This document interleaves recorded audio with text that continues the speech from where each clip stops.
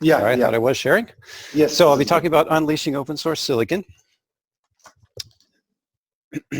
So I'm going to start by talking about some of the challenges that we face with open source silicon that are unique versus open source software. And then I'll talk about the status in the industry of open source silicon and how we're getting past these challenges that we're facing.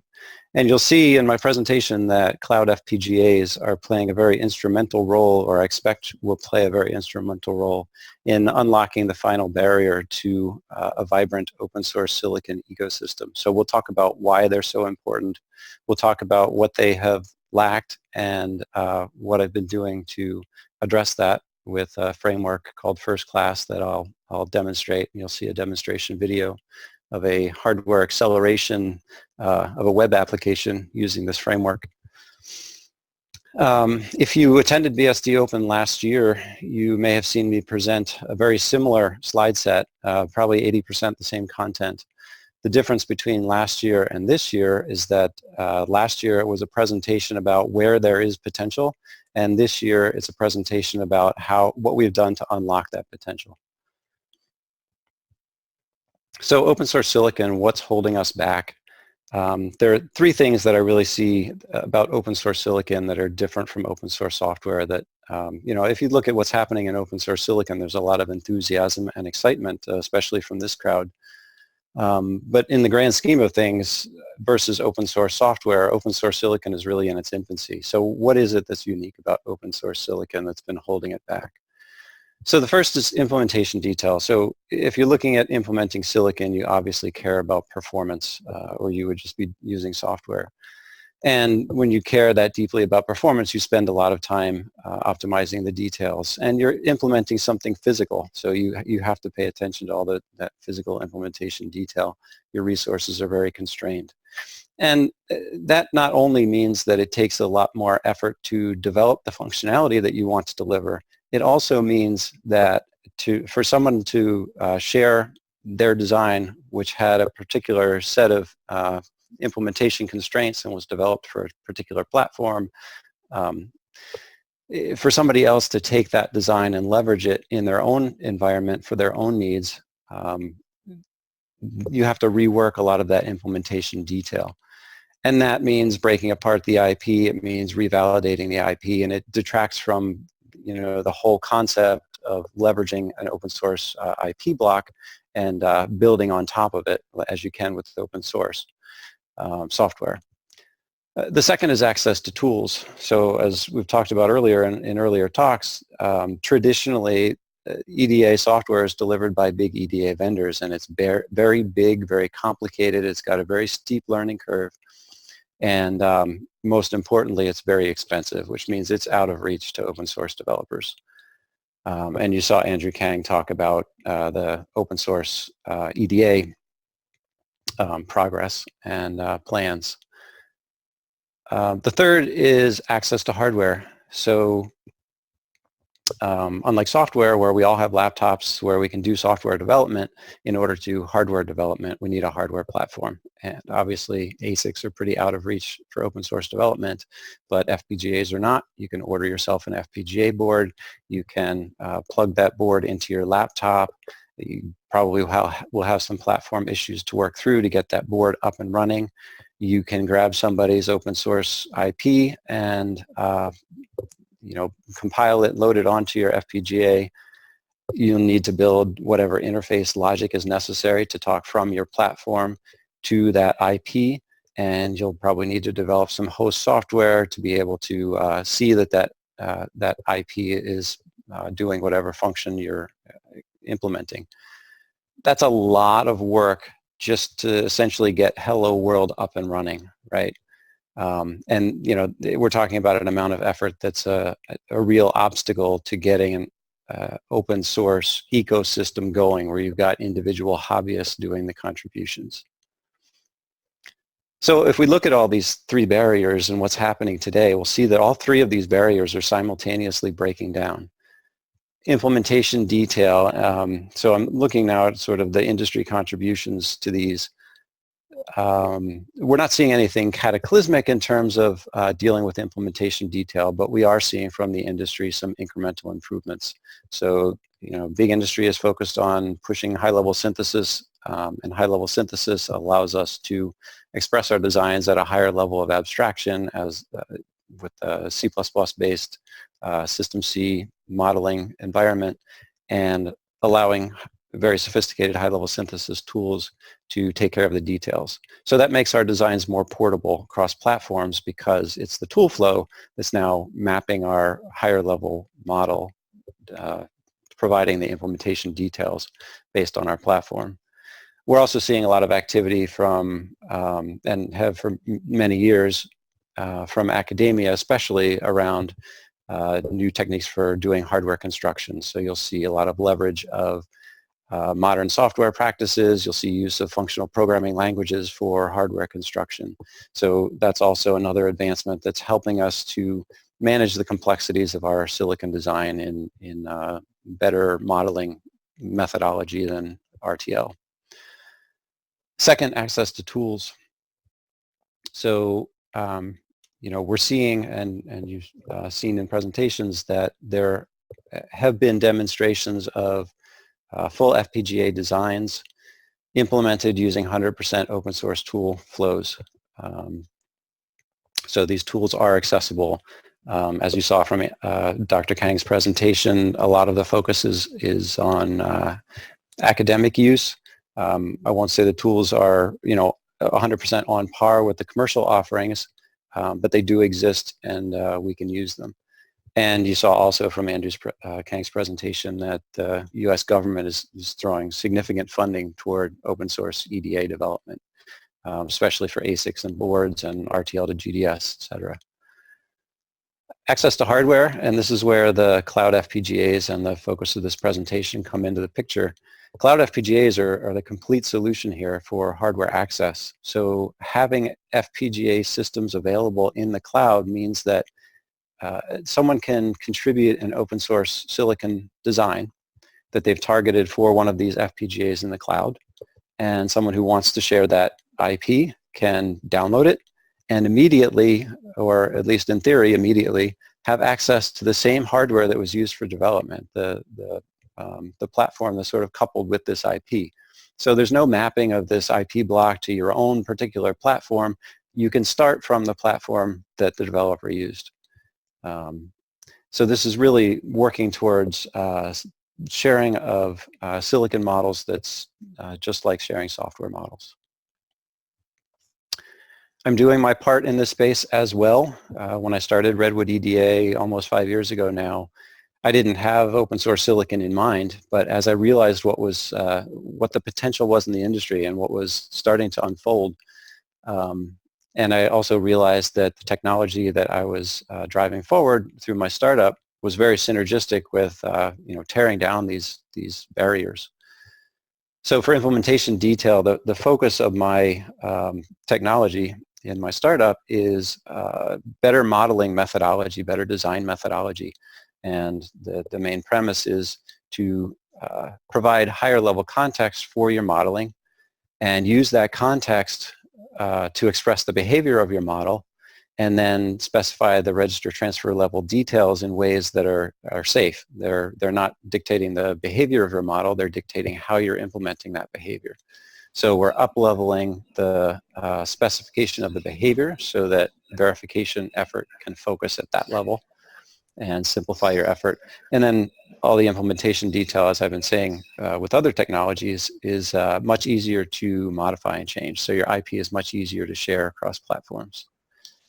Steve, sorry to interrupt. There is a annotation. There is an annotation on your screen. Can you clear annotation? Yeah, that's not from me. It looks like maybe other participants are able to scribble on the screen. Okay. So you can stop sharing and start sharing. Wait. Can you reshare again? Looks like things. Okay. Yep. Yeah. So participants, please don't annotate on the screen because it will disturb the entire presentation. Yeah, this is clean now. Thank you. Thanks, Kunal. So for access to tools, my tools are all available at makerchip.com. The complete tools, free for open source development. So this is an IDE platform that supports Verilog development as well as transaction-level Verilog development, and the environment benefits from the abstractions that are available in transaction-level Verilog sort of across the integrated tools. And access to hardware, the focus of this presentation is the integration of cloud FPGAs. So you'll be seeing this framework that I've been working on for making the FPGAs in the cloud more accessible for open source silicon. And this effort is not directly coupled with the MakerChip or TL Verilog, but putting all these technologies together really gives you a solution to all three of these challenges. So with these barriers breaking down, what sort of impact am I expecting in the industry? So I'm actually expecting a more dramatic impact on the silicon industry from open source silicon than what we've seen in the software industry from open source software. And the reason I say that, two reasons. First of all, silicon is by nature big industry. And if we can bring that down to the individual, that's a very dramatic transformation to very large scale to small scale, whereas software, has always been a range of, the Microsofts all the way down to the individual contributor. So I see a bigger transformation in the industry from that. The other reason I say that is that open source software has come before open source silicon, and it's set the stage. So, all the tools that Dr. Kang was demonstrating being the standard open source tools for Git repositories and for continuous integration and continuous deployment, those are already in place. And open source silicon can just jump into that framework once these barriers are down. And it's also worth noting that all of this increasing opportunity for open source silicon contributions is happening simultaneously with the golden age of computing. So if you've heard David Patterson talk, if he spoke in VSDOpen last year about the golden age of computing, you understand that there's significantly increasing demand for creative new architectures. So not only is there more opportunity, there's also more demand. So this is a very exciting time for our industry. So how do I expect this transformation to play out? If we look at ASICs, so ASICs are obviously driven by large corporations like the Intels and IBMs, et cetera, of the world. We're seeing now that the data center providers, so the silicon that Intel is producing, most of it is going now into the data center, into very, very large scale deployments. And we're seeing that the data center companies want to be able to fine-tune the hardware that's going into their ecosystem because of the large-scale deployment. They care about every half percentage point, right, on power, performance, what have you. And they want to optimize the silicon for their particular infrastructure. So we're seeing these data center companies starting to develop their own design centers, develop their own silicon, and we're going to see that trend continue. From an FPGA space, also from large corporations, not necessarily the scale of Intel, but the medium to large scale companies driving FPGAs. We're going to see that come down to the startups and the open source developers, and driven by the opportunities with open source FPGA development, since FPGAs are more accessible. Over time, we're going to incrementally see open source FPGA contributions open up opportunities for open source ASIC development. And in my perspective, we're actually seeing things a little bit backwards today, where there's a lot of emphasis on open source ASIC design. I think things are really going to play out where FPGAs are opening up the opportunities first, and then open source ASICs kind of follow on later. Okay, so a lot of great opportunity. Unfortunately, there is one negative here, which is patents. Patents are much easier to come by in a hardware space than they are in a software space, which means there's a minefield of patents out there. It's very hard for a small-scale entity or an individual to navigate the minefield of patents. But I'm not a lawyer. I'm not going to say anything more there. I just want to interject reality into the picture. So what's the current status of cloud FPGAs? So the platforms are out there. The platforms exist. They're very nice platforms. I've been focused on Amazon F1. And with Amazon F1, you can rent yourself a machine with an FPGA on it. You get along for the ride. The Xilinx, complete Xilinx tool stack. It's very nice to have access to this high power commercial grade software on a pay-per-use basis, makes it accessible. But from the perspective of supporting open source silicon development, this software ecosystem is very immature. So yeah, you've got these very solid, very robust industry tools, but the ecosystem sort of around those tools and supporting development with those tools is still in its infancy, in my opinion. These industry tools are built fundamentally for local development. They're built for professionals to use. As I said, very steep learning curve, and they're just taken and dropped into the cloud. There's been very little focus on sort of bundling these tools in a way that's ideal for development in the cloud and for small-scale development, and for taking advantage of this opportunity of having these FPGAs that are by nature plugged into the cloud, right? You want to be able to develop FPGA functionality and integrate that with cloud applications. And when I started to look at these platforms, I discovered there really wasn't anything in place to help with that. So rather than developing all this infrastructure for my own specific needs, I said, you know what, we need some infrastructure, let's develop that. So that's where this first class framework comes into the picture. So CLaaS is a term that, that we coined for custom logic as a service. And of course, the emphasis in this platform is ease of use, ease of development, and fundamentally, in addition to providing a lot of the automation for easy development, fundamentally this framework is providing you the communication layer between a web application or cloud application and your hardware logic running on a cloud FPGA. So your application will talk via standard web protocols like WebSockets or REST requests, and use that to stream bits into your FPGA kernel. Your FPGA kernel can do whatever function it's performing and stream the results back to your application. So here's what your application might look like from, in the basic usage case. As an application developer, you're developing the pieces in green here, the client application in the case of a web application, and the custom hardware kernel. And you don't have to worry about all the goop in between. That's taken care of by the first class framework. So first class is providing a web server to stream your requests to a host C++ application that's compiled with OpenCL, which is the interface to your FPGA logic. So as a developer, you need to understand Verilog, or hopefully a higher level modeling language, ideally TL Verilog, I hope, providing your kernel logic and your web application, and let the framework take care of the rest.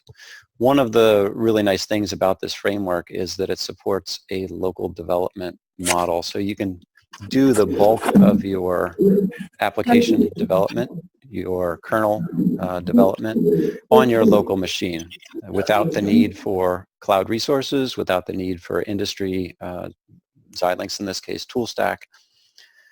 So we support this picture where on your local machine you're developing your web application. You can run your web client to connect to your web server hosting this application. And your hardware kernel is running in a mode where it's compiled with your host application and talking to Verilator compiled RTL logic. So you can do the bulk of your development in this framework, and then when your application is debugged and you're ready to optimize your hardware kernel implementation, then you can turn to the cloud resources and the Xilinx tool stack, and we'll give you some commands that'll help to launch these cloud resources, the cloud machine, with the Xilinx tool stack, with a remote desktop agent that you can connect to run the Xilinx tools interactively. You can use these tools to debug your implementation, get timing reports, floor plans, and all this, optimize your implementation. You can also run your application on these machines. So in this picture, I'm showing a cloud machine that does not have the FPGA attached, but it does have the Xilinx tools. And on that machine, you can run your application in a mode called hardware emulation, supported by the Xilinx tools. This mode actually will run, in our experience, about 100 times slower than the simulation mode that we're providing using a Verilator open source tool stack. But it does have the advantage that it's doing 4-state simulation versus the 2-state simulation that your Verilator simulation mode is using. So you may, in this environment, uncover some bugs that you wouldn't catch in your Verilator-based flow from X propagation. And you'll also get some different timing behavior out of this that might catch some more bugs. After you've done this work, you can also use this machine to run the Xilinx tool flow to generate the bit stream for your FPGA. And then you can pull up a machine that does have the FPGA attached, an Amazon F1 instance, and load that bit stream on the FPGA and run your application with the real FPGA. So at this point, I'm going to jump over to a screen capture demo video. So there are 3 parts to this video. The first is installing the first class framework and running a demo application that's available in the repository. That's a Mandelbrot Fractal Explorer application. So first I'm going to run that using the Verilator simulation mode locally. Then I'm going to show that running with an actual FPGA attached, and you can see the performance that you're getting out of the FPGA. And then I will show you how you can use this framework to develop your own custom kernel. So the entire screen capture was 11 minutes, and then I've edited that down to half that time just by cutting out some of the long-running commands. All right, so let me pull in that video. Yeah. Okay, so here I'm starting from scratch. So I'm just in my web browser going to the first class repository. And I'm going to go to the getting started instructions and grab. No, basically what happened is he came to deliver. Kunal, if you could mute folks on the bridge. Yeah, done. All right, so I've just grabbed 3 commands and I'm going to paste them into my Xterm terminal window. So I've cloned the repository. I'm running an init command in that repository. So this is going to run through all the necessary installation of dependencies in my Ubuntu system. I'm going to speed this up a little bit because it can take a few minutes. So a little time lapse, and I've got my environment set up. I'm going to go into the Mandelbrot demo application directory and launch that application. So this again is in simulation mode. So now my web server is running, and I fast forwarded through some of the C compilation there. So this is now I'm connecting to it through localhost, and you can see this Fractal Explorer application where I'm able to zoom around this fractal. What you're seeing here is actually the fractal is rendered using the C++ code in the host application. So we're not actually connected to any FPGA or simulated FPGA. This is giving us a point of comparison in performance. And you can see there's a little bit of lag as I make the image large. But this is giving us a point of comparison versus software implementation. Now I've switched over to the FPGA, and of course this is running simulation. So what you're seeing now is the Verilator simulation of the hardware kernel generating these fractal images. Okay, so now you've seen the simulation mode for this application. I'm going to actually fire up an FPGA here. So I've got my AWS configuration, my AWS environment configured already. I'm going to kick off a command that's going to launch a machine in the cloud, an F1 instance that has the FPGA. And this command is going to install the first class infrastructure. It's going to launch the Mandelbrot demo application. And this command runs for, I think it's 4 minutes and 40 seconds. And through the magic of time lapse, here we are at 4 minutes and 40 seconds. So the server is running remotely, hosting our application. I'm going to click this link to pull that IP address up. So here's my application again, this time running remotely. And again, C++ navigation, similar to before. make this large again and again, you can see that for the larger images, you start to see a little bit of clunkiness. We're doing, millions of computations here per second. And now I'm going to switch over to the FPGA. Here it's the real FPGA. And, with the FPGA running, you can see that I'm getting a performance improvement by implementing my algorithm on the FPGA. And it's worth noting here, too, that this FPGA implementation, I really didn't spend a lot of time optimizing it. I'm only utilizing, I think it's less than 5% of the available FPGA resources in this implementation. So there's a lot of room for upside improvements. Okay, now on to part 3. I'm going to show you how you can develop your own application, your own custom kernel. So the first class repo comes with a demo application called vector add. I'm going to make a copy of that and rename it toy. So the vector add is just the kernel is taking in a vector of integer values and incrementing them by 1 and returning them to the host or to the client application. So I'm going to jump into the kernel, the definition of the hardware kernel. This is just as Verilog. And you see that the kernel expects a very simple interface, clock reset, some input data, some output data, and a couple signals for back pressure control. And here's my expression that's doing the increment by 1 of the vector of input data. And just to make a customization of this kernel, I'll turn the +1 into a -2. And now build the application and launch the application, again running in simulation mode. So again, I'm going to connect to localhost. And here, the client side is a standard test bench that comes with the framework, a very simple front-end test bench that just allows me to specify the data that I want to send to the kernel and see the data that comes back from the kernel. So I'm sending in a vector of 555 values, and I see that 553 values are coming back. Just to make that a little bigger so you can see. And I can send different values. So we'll send some 7s, send those, and you see the values come back subtracted by 3. So very simple to just download this framework, make a copy of a template to start from, modify your kernel, and you're off to the races.